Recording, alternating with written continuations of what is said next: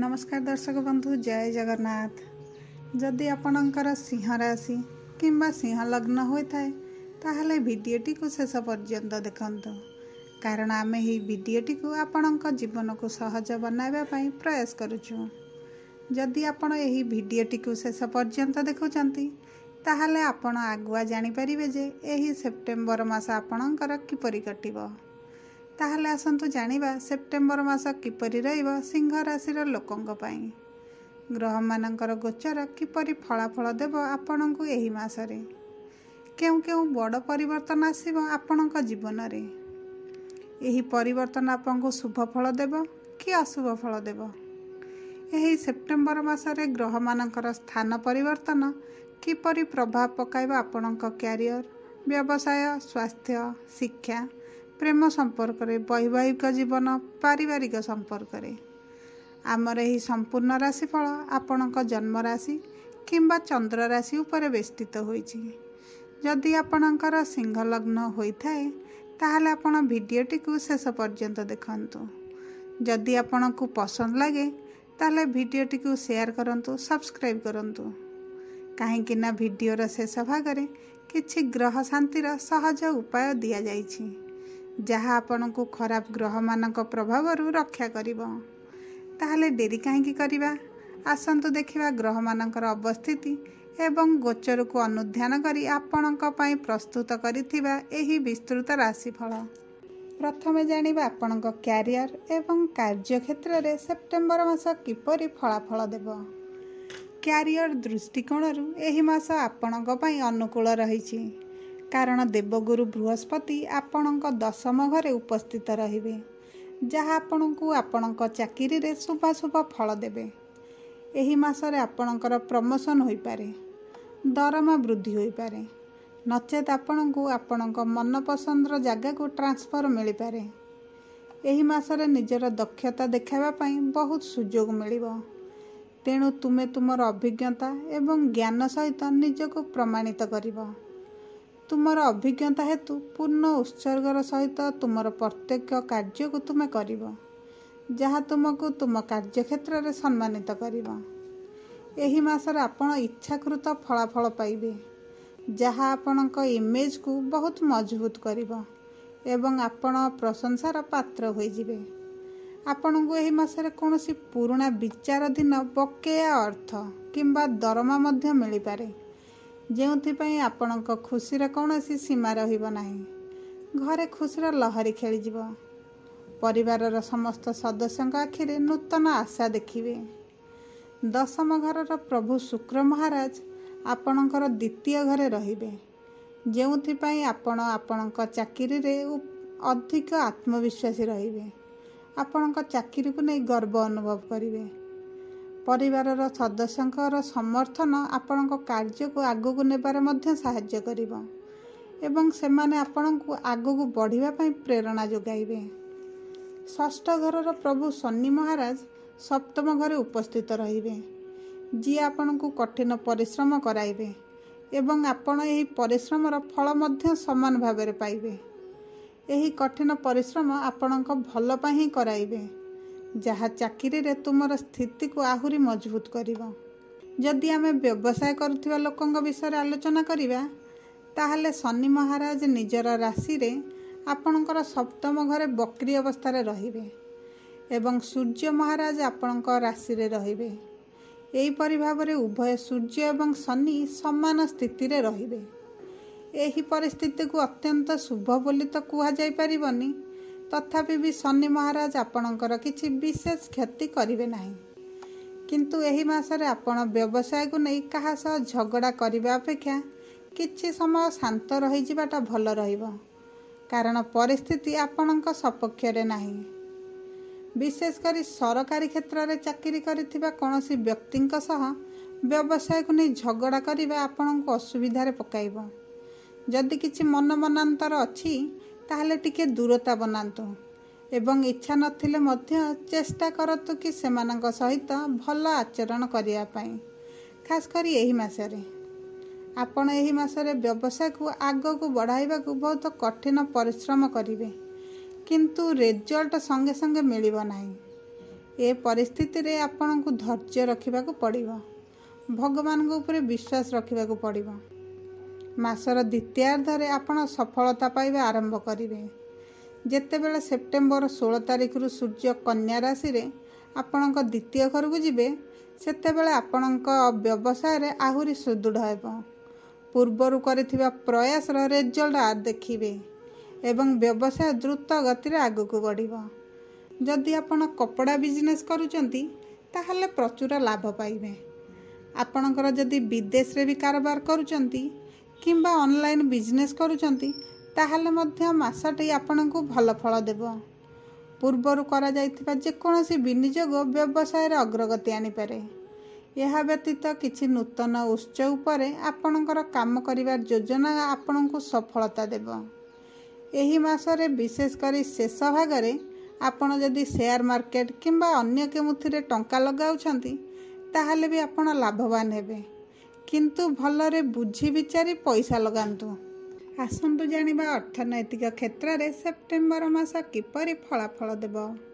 जदि आमे तुमर आर्थिक स्थिति को देखिबा ताहले एही मास आपणको मिश्रित फल देव, कारण मास आरंभ रे बुध आपणकर द्वादश घरे रहिबे एवं आपणकर खर्च बढ़ाइबे, किंतु खर्च अनुपात रे अधिक अर्थ मध्य देबे। आपणकर सेप्टेम्बर 4 तारिख रु से तुमर प्रथम घर को आसीबे, जेउथिपई खर्च बढ़िबो एवं सेप्टेम्बर 23 रु से तुमर आर्थिक स्थिति रे उन्नति आनिबे। तेणु मासटी मिश्रित फल देव। यह व्यतीत तुमर तृतीय एवं दशम घरर प्रभु शुक्र मासर प्रथमार्धरे द्वितीय घरे रहिबे, जहा आर्थिक स्थिति को आहुरी सुदृढ़ करिवो। तेणु तुम खर्चटा जना पड़िबो नाही। एही मासरे आपण भल अर्थ संचय करिवे। आपण चाकिरीरु आर्थिक लाभ मध्य पाइबे एवं आपण एही संचय अर्थ को विनियोग करने को चेष्टा करिवे एवं विनियोग रे मध्य सफल हेबे। मंगल महाराज मास सारा आपणक एकादश घरे रहिबे, जेउथिपई आपणक आय आपणक आशा ठारू अधिक बढ़िबो। दशम घरे बसिथिबा देवगुरु बृहस्पति आपणक द्वितीय घर को पंचम दृष्टि देबे, जहा आपणक आर्थिक प्रगति रे सहाय्य करिवो। तेबे एही समय मध्य रे राहु आपणक अष्टम घरे रही आपणकर अनावश्यक खर्च करिवे। तेणु आपण एही अनावश्यक खर्च को एड़ाइबा को चेष्टा करंतु एवं अवांछित यात्रा ठारू मध्य दूरेई रुहंतु। यह केवल स्वास्थ्य समस्या सृष्टि करिबा ताहा नुहे, बरं आपणको आर्थिक समस्यार मध्य सामना करने को पड़ो। जदि आपण सबू बुझी सुझी आपण अर्थ को सठिक भाव में विनियोग करेंगे ताहले एही मासरे अर्थर अभाव रहिबो नाही। आसंतु जानिबा सेप्टेम्बर मासरे किपरि रहिबो आपणको स्वास्थ्य। स्वास्थ्य दृष्टिकोण रु एही मास भल रहिबो, तथापि छोट छोट समस्या देखा देई पारे।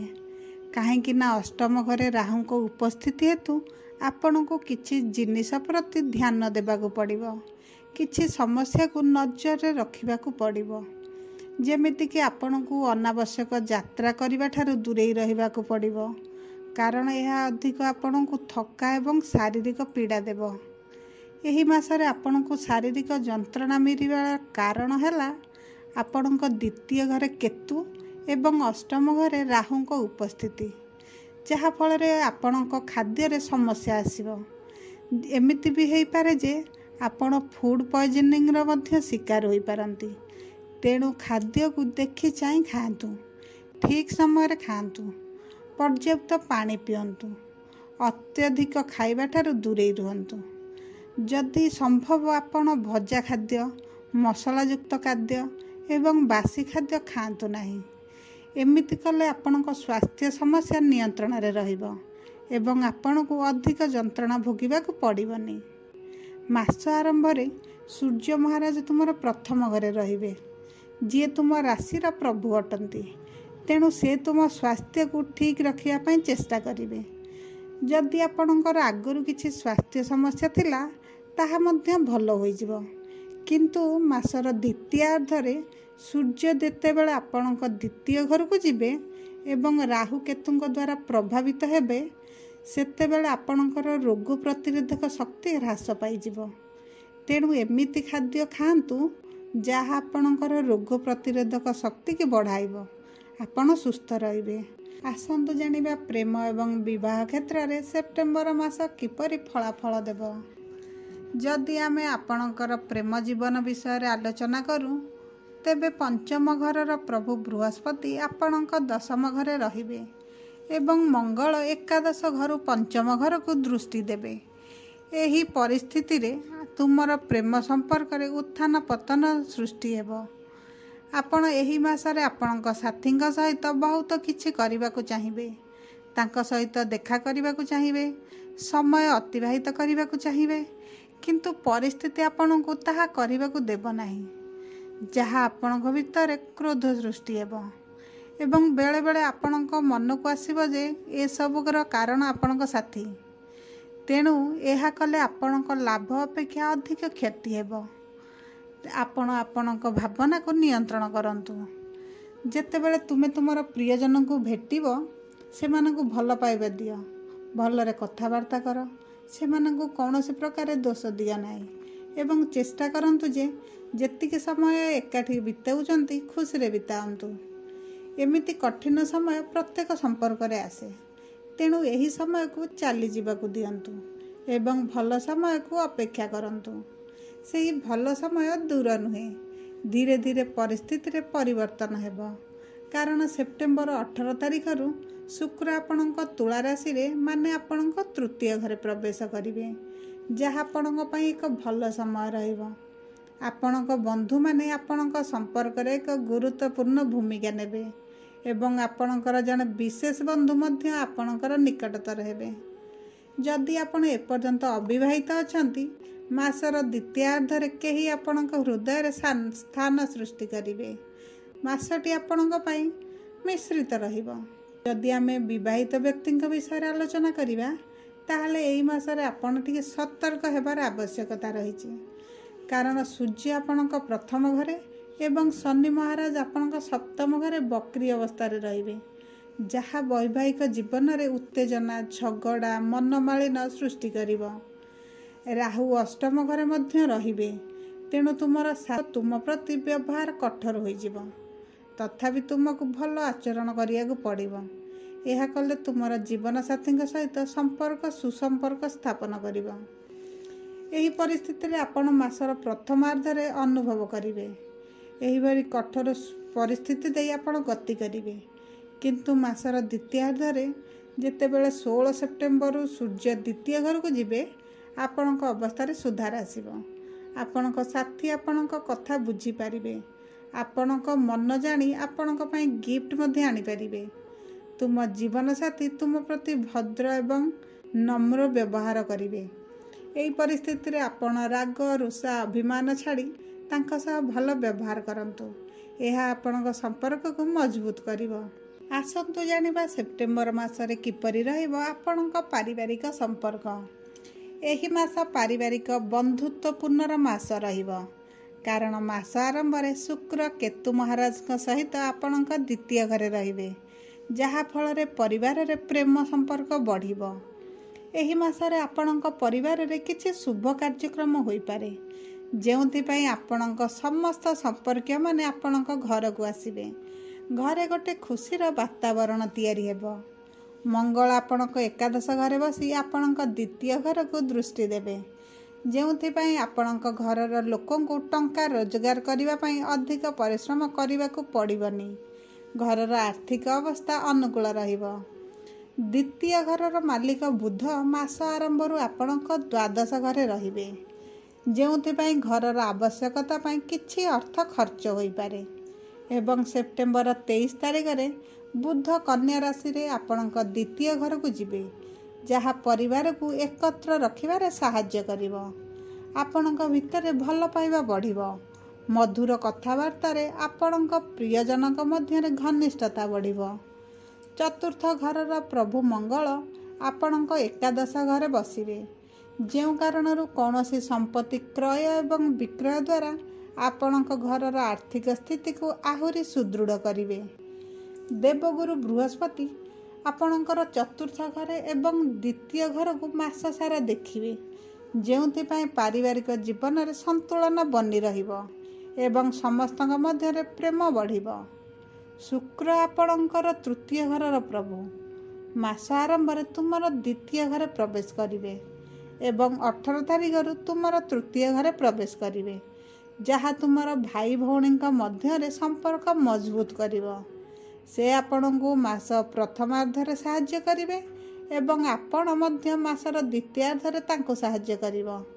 ଏହା ତୁମ ସମ୍ପର୍କ ମଧ୍ୟରେ ମଜବୁତ କରିବ, ଭାଇ ଭଉଣୀଙ୍କୁ ନିକଟତର କରିବ, ତୁମର ପାରିବାରିକ ସମ୍ପର୍କକୁ ସୁଦୃଢ଼ କରିବ। ଏହି ମାସରେ ଗ୍ରହମାନଙ୍କର ଗୋଚରରୁ ଆପଣ ଶୁଭ ଫଳ ପାଇବା ପାଇଁ 3ଟି ସହଜ ଉପାୟ କରିବାକୁ ପଡ଼ିବ। ପ୍ରଥମ ହେଲା, ଆପଣ ତମ୍ବା ପାତ୍ରରେ ପ୍ରତିଦିନ ସୂର୍ଯ୍ୟ ଭଗବାନଙ୍କୁ ଜଳ ଅର୍ପଣ କରନ୍ତୁ, ଯାହାଫଳରେ ସୂର୍ଯ୍ୟଙ୍କର କୃପା ଆପଣଙ୍କ ଉପରେ ବନି ରହିବ। ପ୍ରତିଦିନ ସୂର୍ଯ୍ୟ ଭଗବାନଙ୍କ ବୀଜ ମନ୍ତ୍ର ଜପ କରନ୍ତୁ। ଆପଣଙ୍କ ପାଇଁ ଲାଭଦାୟକ ରହିବ, ବ୍ୟବସାୟରେ ଉନ୍ନତି କରିବେ। ତୁମେ ଭଗବାନ ଶ୍ରୀ ବିଷ୍ଣୁଙ୍କର ସହସ୍ରନାମ ପାଠ କରନ୍ତୁ। ଭଗବାନଙ୍କର ଆଶୀର୍ବାଦ ବନି ରହିବ। ଆପଣଙ୍କ ମାସଟି ସୁରୁଖୁରୁରେ କଟିଯିବ। ଏହିଭଳି ଦୈନିକ ରାଶିଫଳ, ମାସିକ ରାଶିଫଳ ଏବଂ ଦୈନିକ ପାଞ୍ଜିକା ପାଇଁ ଆମ ଚ୍ୟାନେଲକୁ ସବସ୍କ୍ରାଇବ୍ କରନ୍ତୁ। ଜୟ ଜଗନ୍ନାଥ।